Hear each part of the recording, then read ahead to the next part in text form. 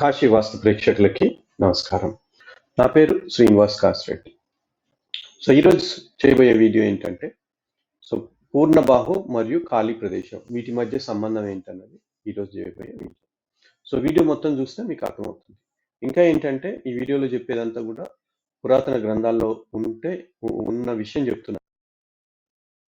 ఇలా చేయమని చెప్పట్లేదు. నేను ఎప్పుడు కూడా ఆధునిక వాస్తుని ఫాలో కమ్మని చెప్తాను. సో ఇది ఎందుకు చెప్తున్నానంటే, ప్రాచీన వాస్తు లేదా పురాతన వాస్తు పేరుతో గ్రంథాల పేరుతో కొంతమంది మోసం చేస్తున్నారు. సో ఆ గ్రంథాల్లో కూడా ఏముందన్నది తెలుసుకోవాలంటే ఈ వీడియో చూడండి. సో ఇంకా అసలేంటి పురాతన గ్రంథాల ప్రకారం ఫస్ట్ ఖాళీ ప్రదేశం చూద్దాం. సో ఖాళీ ప్రదేశం ఎలా ఏర్పాటు చేయాలి అంటే, మీ స్థలాన్ని 4 భాగాలుగా విభజించాలి. సో 4 భాగాలుగా విభజించినప్పుడు సో ఒక భాగం వాయువ్యం, ఒక భాగం ఈశాన్యం, ఒక భాగం ఆగ్నేయం, ఒక భాగం నైరుతి ఖండం. సో ఇక్కడ తూర్పు ఎడం వైపు నుండి, పైన ఉత్తరం, పడమర, దక్షిణం. సో ఇలా 4 భాగాలు 4 ఖండాలుగా విభజించినాక సో మీ ఇంటిని ఎప్పుడు కూడా ఈశాన్య ఖండం లేదా నైరుతి ఖండం ఈ రెండు ప్రదేశాల్లో మాత్రమే మీ ఇల్లు ఏర్పాటు చేసుకోవాలి.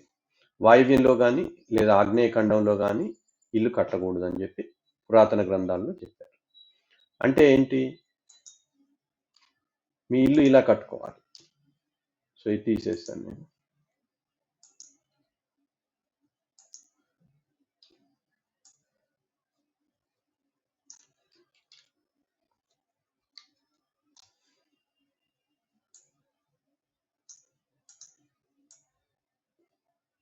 ఇంకా ఏంటంటే, మీ ఇల్లుని పూర్తిగా హద్దుల మీద కట్టకూడదు పురాతన గ్రంథాల ప్రకారం.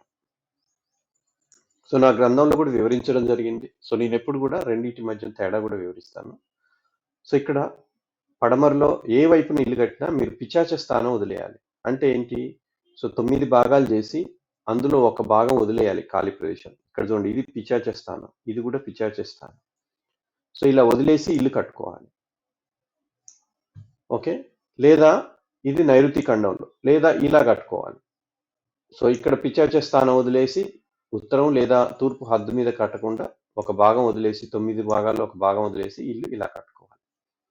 సో ఇలా చెప్పింది పురాతన గ్రంథాలు. ఈశాన్యంలో కూడా ఇల్లు కట్టుకోవచ్చు.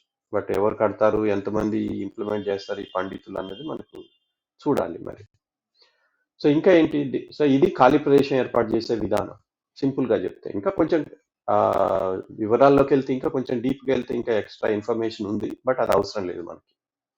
అయితే కొన్ని గ్రంథాలు ఏంటంటే ఎటువైపు రోడ్డు ఉంటే ఆ వైపు ఎక్కువ ఖాళీ వదిలేయమని కూడా చెప్పారు. సో అది ఖాళీ ప్రదేశాలకు సంబంధించిన విషయం. ఇప్పుడు పూర్ణబాహు విషయానికి వస్తే, సో పూర్ణబాహుకి ఖాళీ ప్రదేశానికి సంబంధం ఏంటన్నది కూడా మనం చూడాలి. ఎప్పుడు కూడా వీటిని విభజించి దానికి ఒకరోజు ఖాళీ ప్రదేశాల గురించి, ఒకరోజు పూర్ణబాహు గురించి, సో తర్వాత ఒకరోజు ఇంకో దాని గురించి అట్లా చూడొద్దు. సో బీపీ, షుగర్, ఒక ఆపరేషన్ చేసేటప్పుడు BP, sugar, thyroid, liver function, kidney function అన్ని మంచిగా ఉన్నాయో లేదో చూసుకోవాలి. ఒకసారి ఆపరేషన్ చేసేటప్పుడు షుగరు, ఒకసారి ఆపరేషన్ చేసేటప్పుడు బీపీ మంచిగా ఉందా అట్లా చూడకూడదు. సో ఇది కూడా అంతే. సో ఇప్పుడు పూర్ణబాహు ఖాళీ ప్రదేశం ఈ రెండింటి మధ్యన సంబంధం ఏంటండి. సో ఇప్పుడు ఇది చూడండి, ఇది ఈశాన్యంలో ఇల్లు కట్టామనుకోండి. సో ఇది రెండు సార్లు మీకు అవసరం వస్తుంది. ఎప్పుడు అంటే తూర్పు రోడ్డు ఉన్నప్పుడు. సో తూర్పు రోడ్డు ఉన్నప్పుడు ఇప్పుడు ఈశాన్యంలో ఇల్లు ఇలా కట్టి మీరేం చేయాలి, ఆగ్నేయంలో గేట్ పెట్టుకోవాలి. ఆగ్నేయంలో గేట్ పెట్టి పూర్ణబాహుని ఇంప్లిమెంట్ చేయాలి. అప్పుడేంటి, మీ ద్వారం దక్షిణంలో అంటే తూర్పులో రోడ్డు ఉన్నప్పుడు మీరు దక్షిణ ముఖ ద్వారం కట్టాలి వాస్తవానికి పురాతన గ్రంథాల ప్రకారం. సో ఇలా 4 లేదా 6లో మీ ద్వారం పెట్టి, సో ఇక్కడ వరండా కూడా ఏర్పాటు చేయాలి. సో వరండా లేని ఇల్లు ఇల్లే కాదని చెప్పారు పురాతన గ్రంథాలు. మరి అది ఎంతమంది పండితులు పాటిస్తారు అంటే మనకు కన్వీనియంట్గా ఉంటే పాటిస్తాం, లేకుంటే లేదు. మళ్ళీ పక్కన వాళ్ళని మాత్రం విమర్శిస్తాం, అది వేరే విషయం. సో ఇలా అంటే ఇది పూర్ణబాహు అన్నమాట. సో ఇలా వచ్చేసి కుడివైపుకు తిరిగి ఇంట్లోకి వెళ్తాం. అంటే తూర్పాగ్నేయంలో నుంచి ఎంటర్ అయ్యి కుడివైపుకు తిరిగి దక్షిణముఖంగా ఇంట్లోకి వెళ్తాం అన్నమాట. ఇది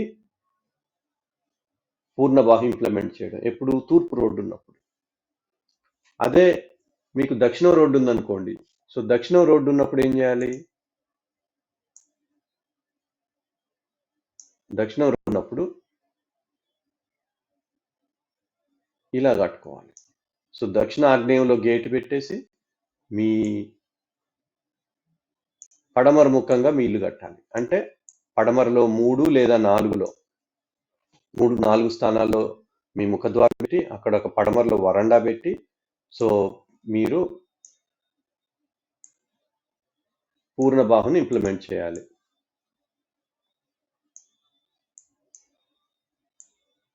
ఇలా అంటే ఏంది? మీరు దక్షిణ నైరుతిలో నుంచి ప్రాంగణంలోకి ఎంటర్ అయినాక కుడివైపుకి తిరిగి పశ్చిమ ముఖంగా మీరు ఇంట్లోకి వెళ్ళాలి. అంటే ఇప్పుడు అర్థమైంది మీకు ఖాళీ ప్రదేశం ఎప్పుడు ఎటు పెట్టాలి? మీకు దక్షిణం లేదా తూర్పు రోడ్డు ఉన్నప్పుడు మీరు ఈశాన్య ఖండంలో ఇల్లు కట్టి పూర్ణ బాహు ఇంప్లిమెంట్ చేసుకోవాలి. సో ఇది అలా కాకుండా మీకు ఉత్తరంలో లేదా పడమరలో రోడ్డు ఉందనుకోండి, అప్పుడు ఏం చేయాలి? సో ఇలా కట్టుకోవాలి. సపోజ్ ఉత్తరంలో రోడ్డు ఉందనుకోండి, సో ఇలా నైరుతి ఖండంలో మీ ఇల్లంతా ఏర్పాటు చేసి తూర్పు ఉత్తరాల్లో ఎక్కువ ఖాళీ ఉంచి సో ఉత్తర ఈశాన్యంలో గేటు పెట్టి సో మీ పూర్ణ బాహుని ఇంప్లిమెంట్ చేయాలి. అప్పుడేంటి? అప్పుడు తూర్పు ముఖ ద్వారం కట్టాలి. తూర్పులో ఎక్కడ? 3 లేదా 4లో మీ ద్వారం పెట్టి సో అక్కడ ఒక వరండా పెట్టి మీరు పూర్ణ బాహుని ఇంప్లిమెంట్ చేయాలి. అంటే ఏంది? మీరు ఉత్తర ఈశాన్యంలో ఎంటర్ అయ్యి కుడివైపుకు తిరిగి తూర్పు ముఖంగా మీరు ఇంట్లోకి ఎంటర్ అవ్వాలి. సో ఇది ఉత్తరంలో రోడ్డు ఉన్నప్పుడు. అలా కాకుండా మీకు పడమరలో రోడ్డు ఉందనుకోండి, సో పడమరలో రోడ్డు ఉంటే అప్పుడు ఏం చేయాలి? పశ్చిమ వాయువ్యంలో ద్వారం పెట్టుకోవాలి. పశ్చిమ వాయువ్యంలో ద్వారం పెట్టి ఇల్లు నైరుతి ఖండంలో కట్టి మీరు మీ 3 లేదా 4, 5 3 అంటే ఇక్కడ వస్తుంది. ఎంతమంది 3లో ద్వారం పెడతారన్నది అది మనకు తెలియదు. ఇంతవరకు చూడలేదు ఏ పండితుడు కూడా. దేవతా స్థానాల ప్రకారం ముఖ్య భాగంలో పెట్టొచ్చు ద్వారం, పెట్టమని చెప్పారు పురాతన గ్రంథాలు. బట్ వీళ్ళు ఎవరు పెట్టరు, అది వేరే విషయం. ఎవరు పాటించరు వాటిని, పక్కన వాళ్ళకి నీతులు చెప్తా ఉంటారు. సో అప్పుడేంటి? సో మీరు వాయువ్యంలో పశ్చిమ వాయువ్యంలో ఎంటర్ అయ్యి సో కుడివైపుకు తిరిగి సో ఉత్తరముఖంగా మీరు ఇంట్లోకి వెళ్ళాలి. 3, 4 లేదా 5లో మీ ద్వారం పెట్టి, అయితే వరండా పెట్టడం మరవకూడదు. సో వరండా ఇంపార్టెన్స్ కూడా చెప్పాను నేను. వరండా లేని ఇల్లే కాదని చెప్పాను పురాతన గ్రంథాల ప్రకారం. వరండా లేకపోతే ఏం చేయాలి? సో అప్పుడేంటి? మీరు ఆధునిక వాసన ఫాలో కావాలి, పూర్తిగా దీనన్నా ఫాలో కావాలి. సో వరండా ఉంటే ఏంటంటే అక్కడ వరండా కానించే ఆధునిక వాస్తు ప్రకారం మీకు స్తంభాలతో కూడిన వరండా ఎక్కడైతే స్టార్ట్ అవుతుందో అక్కడి నుంచే మీ గర్భం స్టార్ట్ అవుతుంది. సో అది వేరే విషయం. సో ఇది పూర్ణబాహుకి ఖాళీ ప్రదేశానికి ఉన్న సంబంధం. వీటిని కూడా పూర్ణబాహు ఇంప్లిమెంట్ చేయాలన్నారు. ఖాళీ ప్రదేశం ఎక్కడ పెట్టాలి అప్పుడు? అంటే దానికి అనుగుణంగా ఖాళీ ప్రదేశాలు కూడా ఏర్పాటు చేసుకోవాలి. మీరు ఇప్పుడు పశ్చిమలో ఎంటర్ అయ్యారనుకోండి, ఈశాన్య ఖండంలో ఇల్లు కట్టారనుకోండి, అది పూర్ణబాహు ఇంప్లిమెంట్ చేయలేరు, ఖాళీ ప్రదేశం అటువైపు ఉండదు కాబట్టి. సో ఇలా ఆలోచించాలి. అసలు పురాతన గ్రంథాలని కూడా వీళ్ళు పూర్తిగా చదవరు, వాటిని అర్థం చేసుకోరు. అవి అందులో ఆచరణ సాధ్యం కానీ ఎన్నో ఉంటాయి. కొన్ని ఊరుకుంటారా? ఊరుకోరు. ఈశాన్య ద్వారాలు ఏ గ్రంథాల్లో ఉన్నాయి అని అడుగుతారు. కొన్ని ఆ గ్రంథాల్లో ఉన్నాయి పాటిస్తారంటే పాటించరు. సో అది విషయం. సో ఈ వీడియో మీకు మంచి నచ్చింది అనుకుంటున్నాను. సో ఈ వీడియోని లైక్ చేయండి, షేర్ చేయండి, మీ అభిప్రాయాలు కామెంట్స్ రూపంలో తెలియజేయండి. ఇంకా సబ్స్క్రైబ్ చేసుకునే వాళ్ళు ఉంటే సబ్స్క్రైబ్ చేసుకోండి, నోటిఫికేషన్ బటన్ ఆన్ చేసి